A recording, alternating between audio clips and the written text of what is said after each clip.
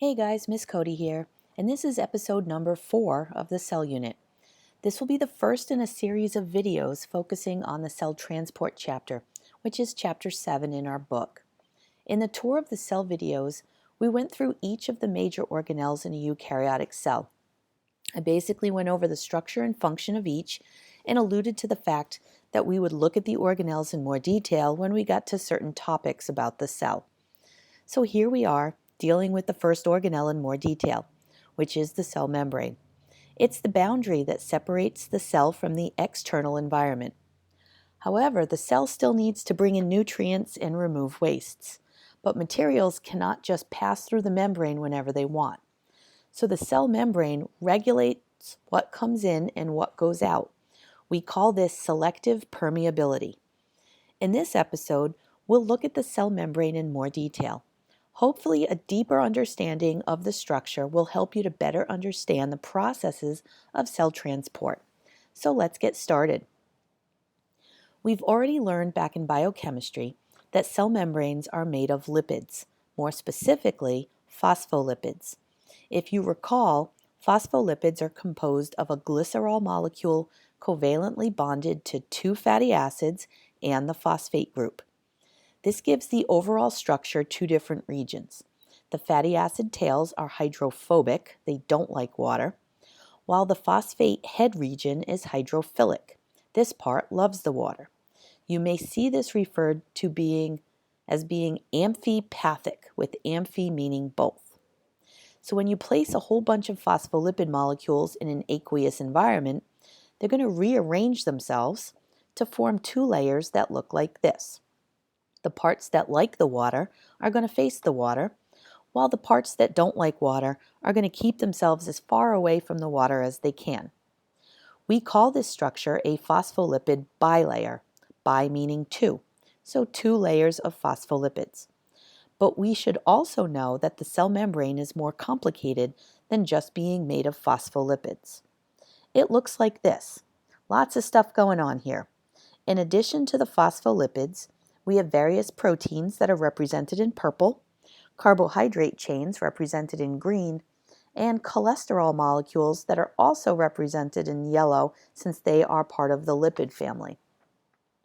Now, once upon a time, scientists thought that if the cell membrane was set up like this, then it was a fixed structure, think very rigid, like nothing was moving around. We now know this isn't true. All of the components in this membrane have the ability to move laterally throughout the membrane. Depending on what the cell needs, sometimes certain proteins form a larger structure where they can carry out related functions.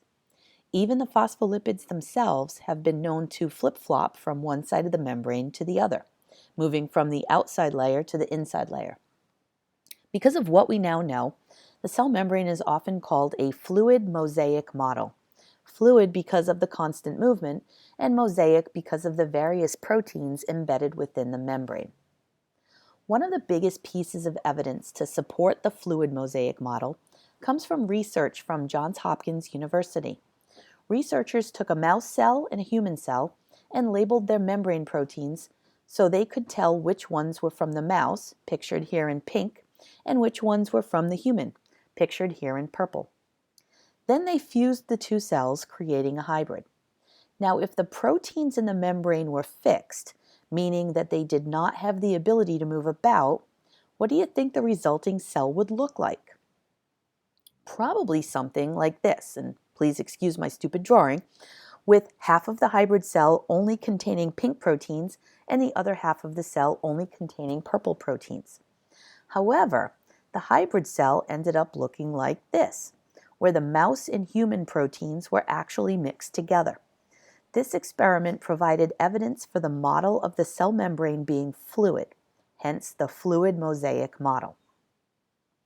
Another very cool thing about the cell membrane is that the fluidity of the membrane can change under certain conditions depending on the composition of the phospholipids. Remember that saturated fatty acids have straight tails that can pack tightly, while unsaturated fatty acids have kinks or bends in their tails and cannot pack as tightly as the saturated fatty acids. So if the temperature gets too cold, cell membranes can become solid and obviously not work properly. For that not to happen, the cell membrane can change out some of the phospholipids from saturated to unsaturated ones to make the membrane more fluid and keep it from freezing. On the flip side, if the temperature gets too hot, the membrane can load up on saturated fatty acids to make it more viscous. If you remember from a few slides ago, cholesterol is also an important component of the cell membrane, and it can have different effects depending on what the temperature is. At higher temps, it keeps the membrane from becoming too fluid. But at cold temps, it keeps the membrane from solidifying by preventing the tight packing of phospholipids. So now that we've discussed the phospholipids and cholesterol components of the membrane, let's look at the proteins. Your book describes this as a collage of different proteins, often grouped together, embedded in the fluid matrix of the lipid bilayer. We'll look at all of the different functions of these proteins in a minute, but first I want to mention two types of membrane proteins. Some proteins just hang out on the inner or outer surface of the membrane. These are called peripheral proteins. If the protein spans into the hydrophobic part of the membrane, whether it goes all the way through or not, we call them integral proteins.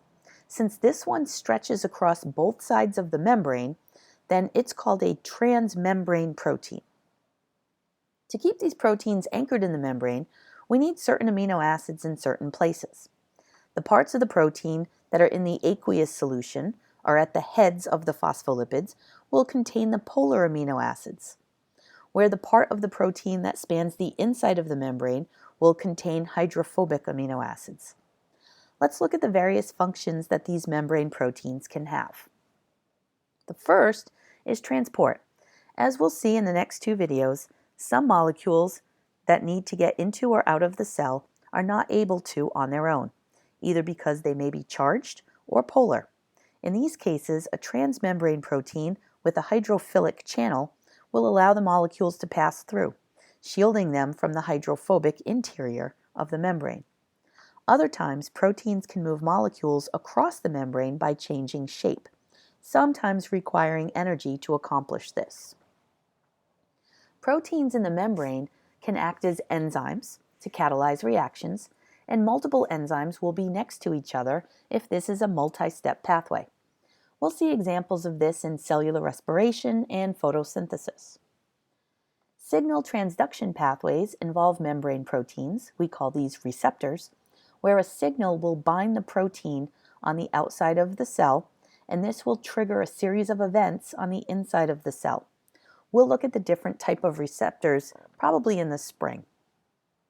Some of the glycoproteins, a protein with a carbohydrate chain attached in the membrane, can act as an identification tag for recognition purposes. When we get to the immune system, we'll look further at how we can recognize self from non-self and how we deal with foreign cells or particles in our bodies that are non-self. I very briefly talked about cell junctions in the last video, but membrane proteins of two cells can join together, forming gap junctions, creating a channel between two cells, or as tight junctions, which just hold the cells together very tightly.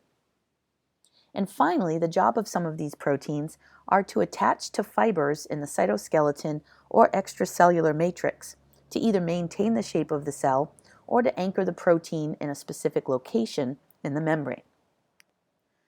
The last topic I want to touch on in this video is membrane sidedness. Membranes have distinct inside and outside faces. What this means is that there are certain molecules that need to be facing the interior of the cell to complete their function, and there are certain molecules that need to be on the exterior part of the membrane to complete their function. How these molecules are arranged may be determined all the way back when they were being synthesized, back on the ribosomes at the ER. Here we have a transmembrane glycoprotein that needs to be facing on the outside of the cell for a cell recognition function. In order to be oriented toward the outside of the cell, when it's originally made in the rough ER, it faces the lumen. As it travels through the endomembrane system, It points inside the vesicle, inside the interior of the Golgi, and inside the transport vesicle that brings it to the membrane. So when the vesicle fuses with the cell membrane, it points to the exterior of the cell. The same thing happens with the membrane glycolipids. However, if there's a protein or other component that needs to face toward the interior of the cell, then it will be oriented toward the outside of the transport vesicle and all the other structures before that. And this seems to be a good place to stop for this episode. In the next episode, we'll start exploring the processes that fall under passive transport. Diffusion, osmosis, and facilitated diffusion. Fun times. So bring any questions to ask during class, and as always, be a good human.